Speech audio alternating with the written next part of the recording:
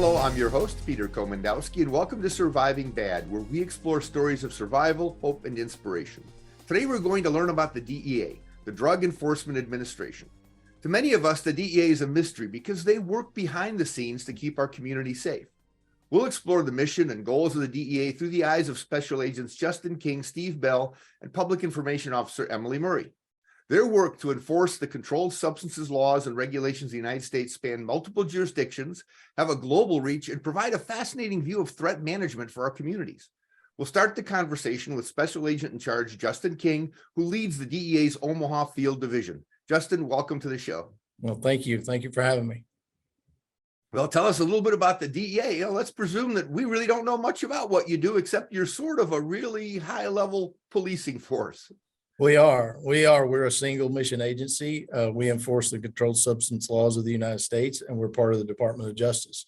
And the Drug Enforcement Administration is spread out across 23 divisions in the United States and in over 90 countries, or in over 60 countries in the world.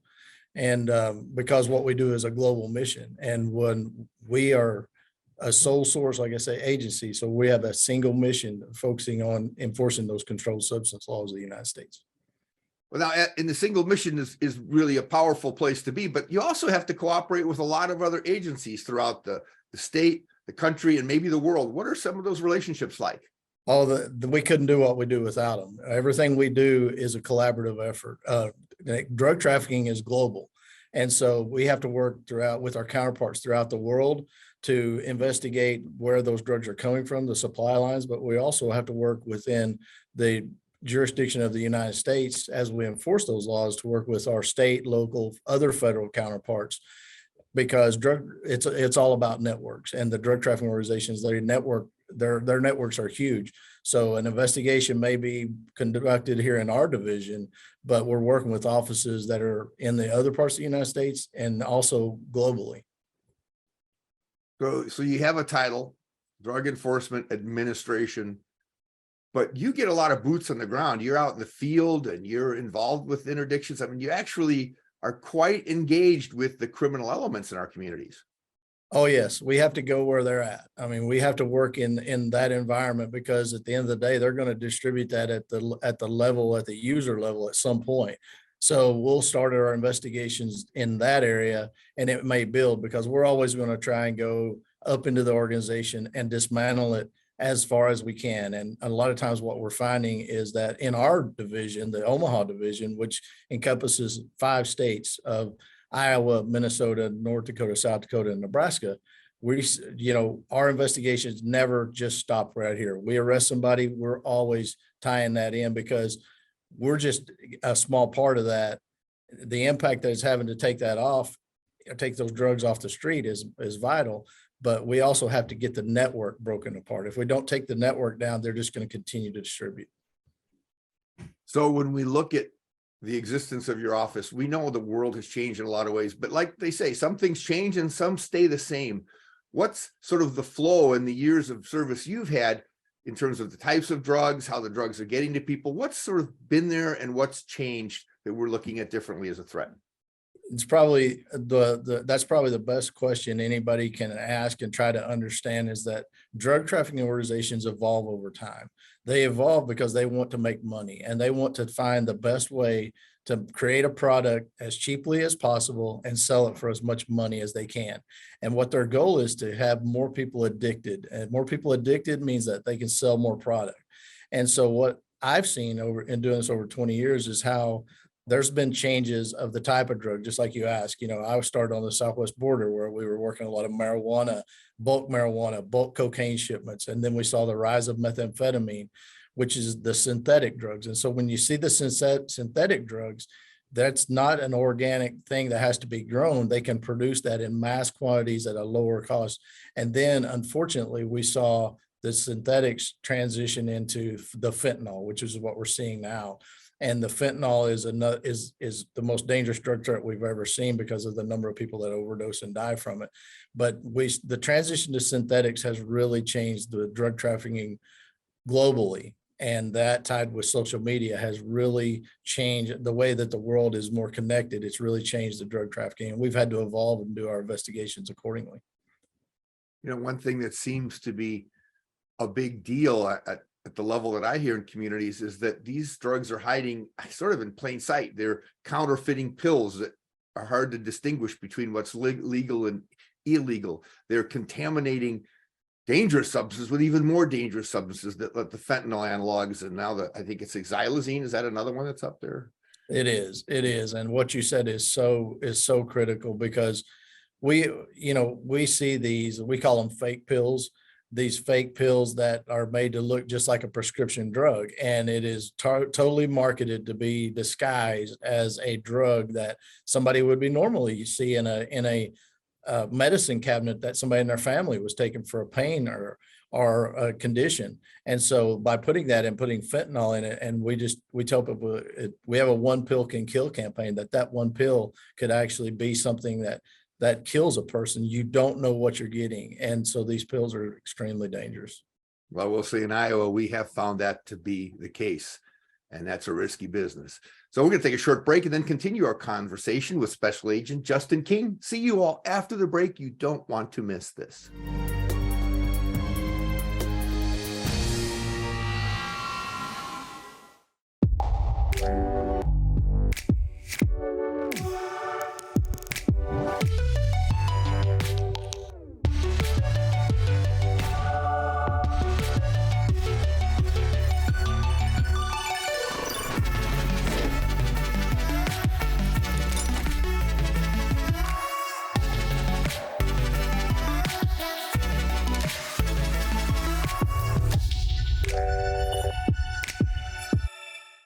The fact is, we use the internet for almost everything we do.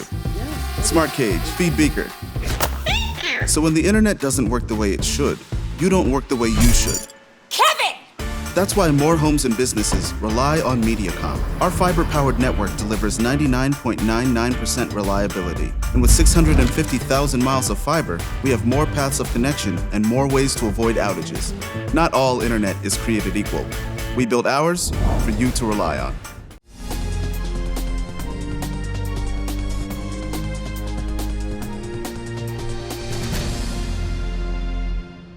Welcome back to Surviving Bad. We're talking with Special Agent Justin King, who leads the DEA's Omaha Field Division. And we're talking about national threats and local threats, drug cartels, trafficking, and emerging risk factors like social media. Justin, what are some of the drugs that we're most concerned with here in the Midwest and Iowa? Well, we are very much concerned with fentanyl and the threat that fentanyl poses, and we see that in a powder form. We see that in these fake pills. And we also see it mixed with other drugs that you wouldn't necessarily think it would be mixed with, like methamphetamine. And methamphetamine is still our largest seizures that we have in this area. It's traditionally been the last few years methamphetamine, and that trend is continuing.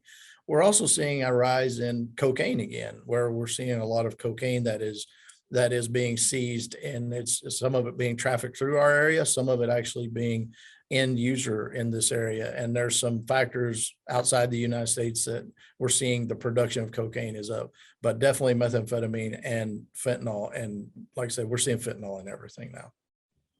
We hear about all these deadly levels. What sense, you're inside the mind of these cartels. What sense does it make to put additives in and increase potency from marijuana to meth to opioids that kill people? Aren't these customers that they want? Why would they do that?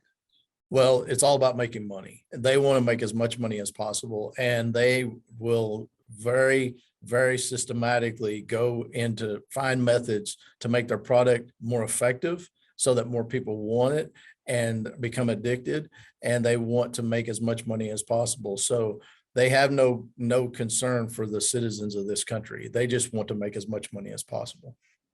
There used to be an old adage about the cigarette industry when they marketed to kids, and they said they have to get a lot of new customers every year because the old customers start to die off.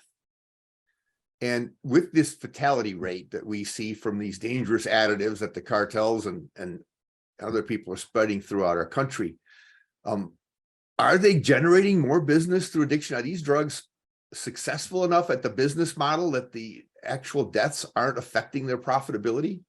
Well, we know that there probably is some effect on that, but if they can get more people addicted, and the younger they can get them addicted, I think analogy is very accurate, because that is what we see. We see them targeting younger and younger people and utilizing things like social media to broadcast out and to try to create a larger customer base. And we also see the parcels, the way people are used to getting things through parcels these days. We see the drug trafficking organizations using that as well. So they're reaching a larger audience in their advertising and their delivery methods. You know, that's fascinating, because we've had former drug people that have been on the show giving their testimonials. And many of them have said stuff like, well, I never really sold a lot of marijuana because it's sort of bulky and it's hard to sell, but we love marijuana because my customers that are buying my pills and my drugs are usually all marijuana users before they use the drugs. Now, are most cartels single entity? They have a product and they focus in it, or are they like a pharmacy? They have all kinds of different drugs that they peddle. Unfortunately, we have seen them go to the model of being polydrug. So they have so many different drugs they're pushing, and it's all about, if something they think can make them money, they will go that way. Are they scared of the laws or of you guys? I mean, what is this like out in the field? Oh, absolutely they are. And we see the heads of these organizations. That's why they don't come out of countries where they know they can be insulated. They send their other people to do their work. So we arrest a lot of people in domestically, and then we work those investigations to indict those people and hold them accountable in other countries, which gets a little bit more complicated in the process, but that's what we do. And we go into that, and we're proud of the work we do. And that's why our global footprint is so important, to be able to go out and work those cases globally. What do you think? I mean, just off the top of your head, what do you think, what kind of impact volume wise do you have over a state like Iowa, through your work and your interdiction work? Is it cut by half, by 3/4? Do you have some idea? It is difficult to know because of the volume. And I think historically you have to look at the seizures you have and the amount of arrests you have and the number of people. What I can tell you is that if you did not have that law enforcement, and I'm talking about your state, local, your federal law enforcement, and you had the justice systems of the federal and state holding people accountable, they would totally flood the market even more. And so by bringing in that and holding these people accountable, what we do is we continue to take it off the streets. We work the network back, and we also make them continue to play defense somewhat, while we want to take what we're doing and make it more offensive and go after them and not let them, keep them on the defense. So they're making it more difficult. And we also need that intelligence, because every time we arrest somebody, every time we take something off the street, we're learning more about them, and we're able to take that as evidence and prosecute them. Got a little bit of time left. Do you have one final comment you'd like to leave our audience with before we move on? Well, I think it's important. I'm a kid from Southwest Oklahoma, grew up in a farming community in a rural area. And I think it's important for people to understand this is not just something in the cities. We're seeing it in the rural communities. We're seeing it affect everyone. And I think that the other thing is people need to look at ways to educate. And I know we're going to talk about that more with some of our people, but it's so important that people don't ever start using drugs.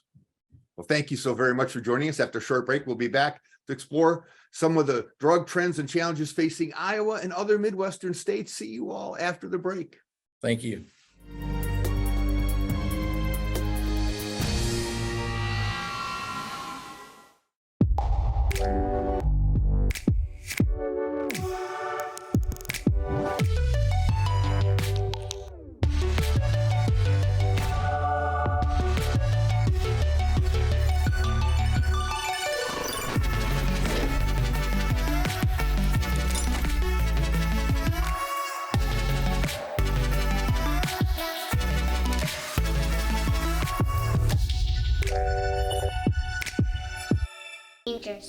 You told me not to cross the street without looking both ways.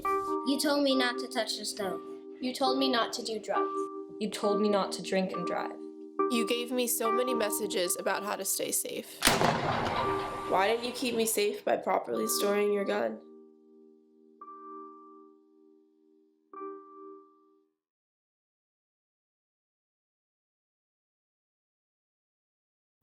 The fact is, we use the internet for almost everything we do. Smart cage, feed beaker.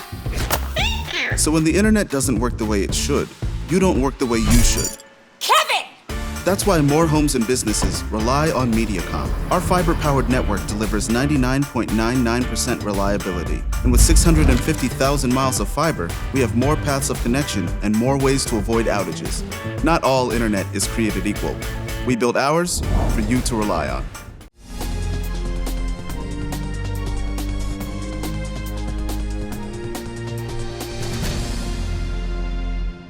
Welcome back to Surviving Bad. I'm your host, Peter Komendowski, and we're with the DEA's Omaha Division Assistant Special Agent in Charge, Steve Bell, to talk about some Iowa trends and threats we need to be aware of. Steve, welcome to the show. Thank you for having me. Well, tell us a little bit about what Iowans need to know. I mean, we hear a lot on the news. We hear a lot of confusing information. We're all 100% behind law enforcement and all the work in public safety to cut down drugs, but we also have a whole lot of drug use happening that people don't always talk about. Tell us what's happening in Iowa. Unfortunately, there is a whole lot of drugs that are ending up in Iowa and also going through Iowa. I think the greatest drug threat that we are facing in today's times is fentanyl, because that is by far killing the most amount of Americans. And Iowa's not immune to this. Just last year, the DEA seized approximately 40,000 pills, fake pills containing fentanyl, and roughly 5 pounds of fentanyl powder. The DEA lab equates that to almost 187,000 lethal doses. That's what we were able to seize last year. So I'd say, as far as the main drug that is killing Americans is without a doubt fentanyl. Methamphetamine is right there with it. Meth has always been very popular in the Midwest, back to the old manufacturing days. Just last year, we were around 330 pounds of methamphetamine seized. As Special Agent in Charge King said, cocaine is making a comeback. We seized roughly 360 kilos of cocaine just last year in Iowa. You know, one thing we've heard from other people on the show is that there's a lot of stigma involved. So a lot of people can hear about meth and fentanyl and think, well, that's not me. That's not my family. That's not my community. But we're seeing a lot of engagement by youth in these high-risk behaviors where they're being exposed to these drugs. I mean, this is by no means the addict laying in the street, the needle hanging out of their arm. These are people from every economic strata, every kind of school, every place. How has this become so pervasive in Iowa? You'd think with a small, tight-knit community, we'd be able to keep this stuff out of our schools and away from our kids. Well, I think technology has a big part of that. Back when I was growing up, the internet didn't exist. Social media didn't exist. Now, today, kids have a whole lot more exposure than some student in school. Now they're exposed to it on TV. They're exposed to it on the internet, exposed to it through social media. So in essence, they get exposed far more greater than you and I ever had to deal with. Is this, looking at the business model, does the cartel still take time with things like marijuana? Is that an important drug to them? I think the cartels have shown an amazing resilience over the past several decades. They will cater to whatever demand the United States has. Their ultimate goal is to drive addiction and to make money. And they make more money the more people they get addicted. So they have switched from the marijuana model, which was very predominant in the 80s and early 90s, to the synthetics such as fentanyl and methamphetamine, in hopes of getting people addicted so they can gain more profit. So these drugs, these harder drugs in a sense, are way more addictive, but they have another thing in common too. It takes a tiny amount, as you pointed out, for these like fentanyl to be lethal, which also means you don't have to hide that much and traffic it throughout the state. I mean, it's a lot smaller package than a trunk full of marijuana. Correct. So when we're talking about fentanyl, we're talking basically 2 milligrams is a potential lethal dose. And what does 2 milligrams look like? The easiest way has been explained to me is we're talking a few grains of salt. You think about what you can conceal a small amount in. And if you think about a packet of sweet and low or packet of sugar, that's roughly 1 gram. When you break that down into the milligrams, you are talking such a small amount of product that you would be able to easily get it into any population without it ever being seized. So yes, unfortunately with the synthetics, it takes a very small amount to get people addicted and unfortunately have people pass away. But it's the tininess of the product that makes it a huge challenge for law enforcement. All right, we've got a little bit of time left. I'd like to ask you a question because you're also, you have family, friends, neighbors. What gets you going? What makes your heart beat when you think about the work you do and how important it is? As a dad, the most precious things in my life are my kids. And anytime as a parent, I think we go above and beyond to not only provide for our kids, but to protect our kids. So what gets me going every morning is doing the mission that we do at the DEA and knowing that myself and 9,000 other employees are working our tail off to protect our kids. Agent Bell, thank you very much for sharing. We're going to take a short break, and then we're going to be joined by DEA Public Information Officer Emily Murray. We'll share some insights into the role of DEA in our communities and our schools. Stay tuned. You don't want to miss this.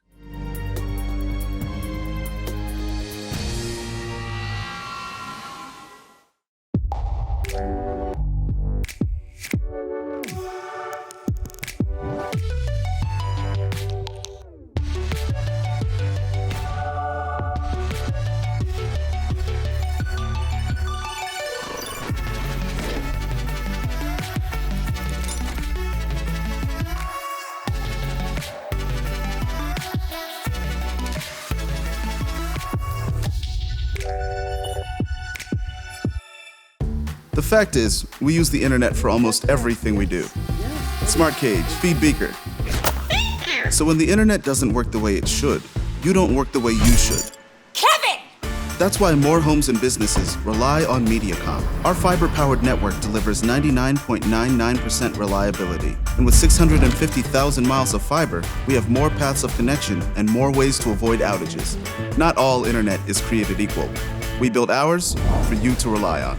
Dangers. You told me not to cross the street without looking both ways. You told me not to touch the stove. You told me not to do drugs. You told me not to drink and drive. You gave me so many messages about how to stay safe. Why didn't you keep me safe by properly storing your gun?